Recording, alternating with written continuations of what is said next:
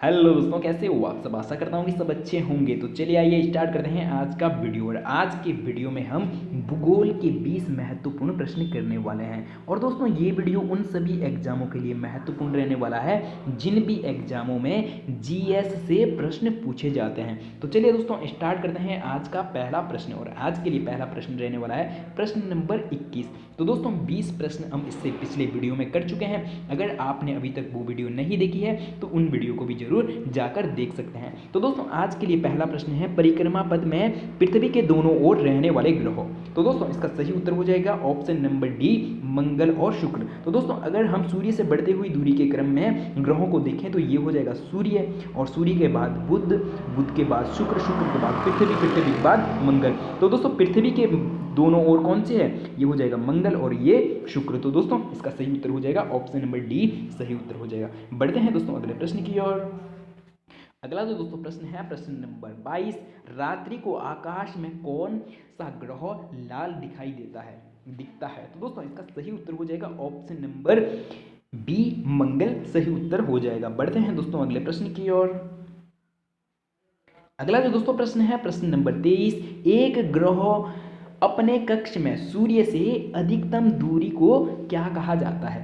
तो दोस्तों इसका सही उत्तर हो जाएगा ऑप्शन नंबर बी, अपसोर।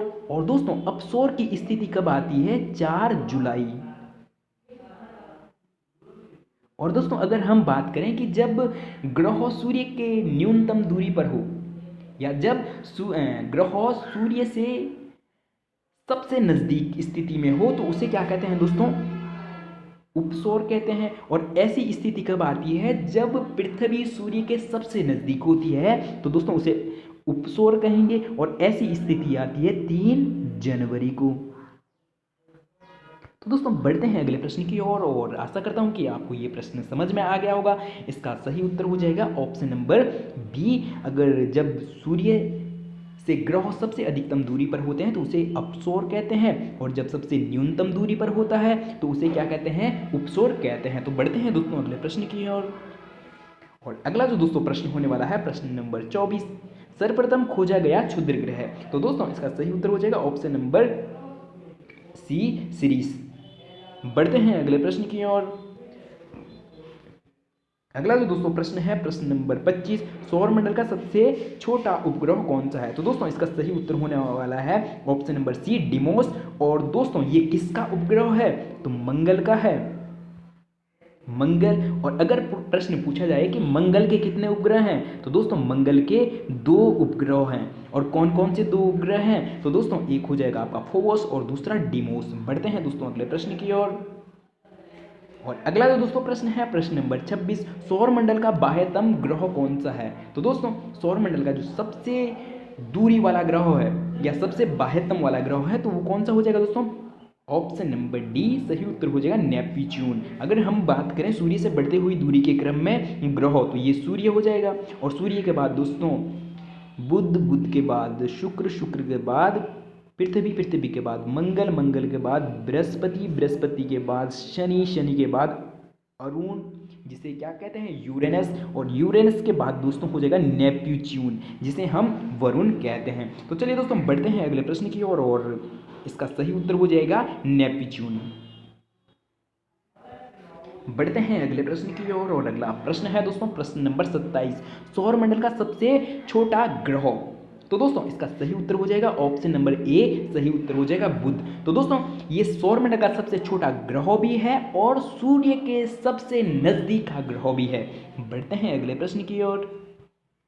और अगला प्रश्न है दोस्तों, एक कैलेंडर वर्ष में अधिक से अधिक कितने ग्रहण हो सकते हैं। तो दोस्तों इसका सही उत्तर हो जाएगा ऑप्शन नंबर सी, 7 सही उत्तर हो जाएगा। बढ़ते हैं अगले प्रश्न की ओर। और अगला जो दोस्तों प्रश्न है प्रश्न नंबर 29, निक्स ओलंपिया किस ग्रह पर स्थित है। तो दोस्तों निक्स ओलंपिया सौर मंडल का सबसे ऊंचा पर्वत है। तो दोस्तों निक्स ओलंपिया क्या है, सौर मंडल का सबसे ऊंचा पर्वत है। और इसकी ऊंचाई एवरेस्ट से, माउंट एवरेस्ट से 3 गुना अधिक है। और दोस्तों अगर हम बात करें कि ये किस ग्रहों पर स्थित है? तो मंगल ग्रहों पर स्थित है। ऑप्शन नंबर डी दोस्तों सही उत्तर हो जाएगा। बढ़ते हैं अगले प्रश्न की ओर। और अगला जो दोस्तों प्रश्न है प्रश्न नंबर 30, सिजिकी। तो दोस्तों सिजिकी किसे कहते हैं? जब सूर्य, पृथ्वी तथा चंद्रमा की एक ही सीधी रेखा में स्थिति हो। ये हो जाएगा सूर्य, पृथ्वी और चंद्रमा जब ये तीनों एक ही सीधी रेखा में हो तो ऐसे स्थिति को दोस्तों क्या कहते हैं? सिजिकी कहते हैं। बढ़ते हैं दोस्तों अगले प्रश्न की ओर। अगला जो दोस्तों प्रश्न है प्रश्न नंबर 31, शनि ग्रह का सबसे बड़ा उपग्रह। तो दोस्तों शनि ग्रह का सबसे बड़ा उपग्रह कौन सा हो जाएगा? टाइटन। बढ़ते हैं दोस्तों अगले प्रश्न की ओर। ये शनि का सबसे बड़ा है दोस्तों, सौर मंडल का सबसे बड़ा क्रम में इसका दूसरा नंबर आता है। अगर सौर मंडल का आए तो सौर मंडल का ये सबसे बड़े क्रम में दूसरे नंबर का ग्रह है। इससे बड़ा गैनीमेड है और गैनीमेड के बाद सौरमंडल का सबसे बड़ा ग्रह कौन सा हो जाएगा? टाइटन। और अगर शनि की बात करें तो शनि का दोस्तों ये सबसे बड़ा उपग्रह हो जाएगा। बढ़ते हैं दोस्तों अगले प्रश्न की ओर।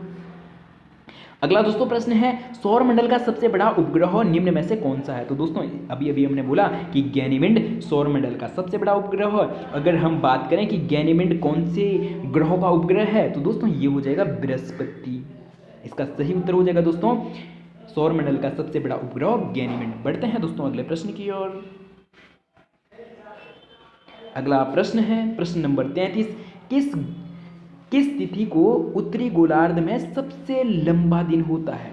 तो दोस्तों उत्तरी गोलार्ध में सबसे लंबा दिन कब होता है? तो इसका सही उत्तर हो जाएगा 21 जून को उत्तरी गोलार्ध में सबसे बड़ा दिन।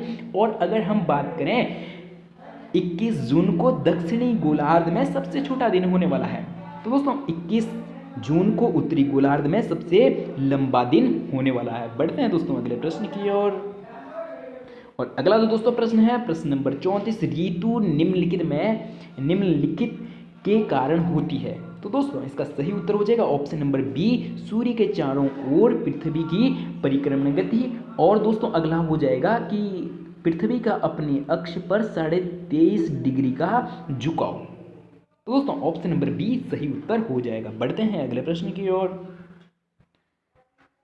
और अगला जो दोस्तों प्रश्न है पृथ्वी की परिधि डैश डैश किलोमीटर है। तो दोस्तों ऑप्शन नंबर बी सही उत्तर हो जाएगा 40,075 किलोमीटर। बढ़ते हैं अगले प्रश्न की ओर। और अगला जो दोस्तों प्रश्न होने वाला है प्रश्न नंबर 36, किस तिथि को उत्तरी गोलार्ध में सबसे छोटा दिन होता है? तो दोस्तों उत्तरी गोलार्ध में सबसे छोटा दिन कब होगा? जब दक्षिणी गोलार्ध में सबसे बड़ा दिन होगा। तो दोस्तों दक्षिणी गोलार्ध में सबसे बड़ा दिन होता है 22 दिसंबर को। तो 22 दिसंबर को उत्तरी गोलार्ध में क्या होने वाला है? सबसे छोटा। उत्तरी गोलार्ध में 22 दिसंबर को सबसे छोटा दिन होने वाला है। बढ़ते हैं दोस्तों अगले प्रश्न की ओर। और अगला जो दोस्तों प्रश्न होने वाला है प्रश्न नंबर 37। और दोस्तों इंपॉर्टेंट प्रश्न है, हैली धूमकेतु का आवर्तकाल होता है? तो दोस्तों ऑप्शन नंबर बी 76 वर्ष सही उत्तर हो जाएगा। बढ़ते हैं दोस्तों अगले प्रश्न की ओर। और अगला जो दोस्तों प्रश्न है प्रश्न नंबर 38, निम्नलिखित में से किस ग्रह को पृथ्वी की बहन कहा जाता है या पृथ्वी का जुड़वा ग्रह कहा जाता है? अगले बार इस प्रकार से प्रश्न पूछा जा सकता है कि पृथ्वी का जुड़वा ग्रह या पृथ्वी की बहन किस ग्रह को कहा जाता है? तो दोस्तों इसका सही उत्तर हो जाएगा ऑप्शन नंबर बी सही उत्तर हो जाएगा शुक्र को। तो दोस्तों क्यों कहा जाता है? क्योंकि इसका आकार, संरचना और घनत्व लगभग पृथ्वी के समान है, इसलिए जुड़वा ग्रह कहा जाता है। बढ़ते हैं दोस्तों अगले प्रश्न की ओर। और अगला जो दोस्तों प्रश्न है प्रश्न नंबर 39, निम्नलिखित में किन दो ग्रहों को छोड़कर शेष सभी ग्रह सूर्य के चारों ओर वामावर्त घूमते हैं? तो दोस्तों बाकी सारे क्या है? वामावर्त दिशा में घूमते हैं। किन दो ग्रहों को छोड़कर?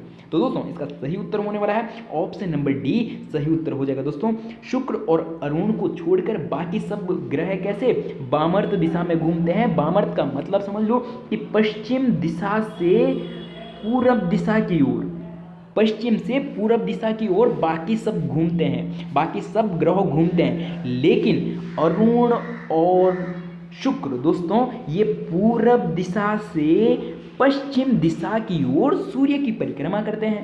तो बढ़ते हैं दोस्तों अगले प्रश्न की ओर। और अगला जो दोस्तों प्रश्न होने वाला है प्रश्न नंबर 40, और ये आज के लिए अंतिम प्रश्न होने वाला है। तो दोस्तों अगर आप हमारे सारथी कोचिंग सेंटर में पहली बार हो तो चैनल को सब्सक्राइब और वीडियो को लाइक करना ना भूलें। तो दोस्तों अंतिम प्रश्न है, पृथ्वी से आकार में छोटे ग्रहों।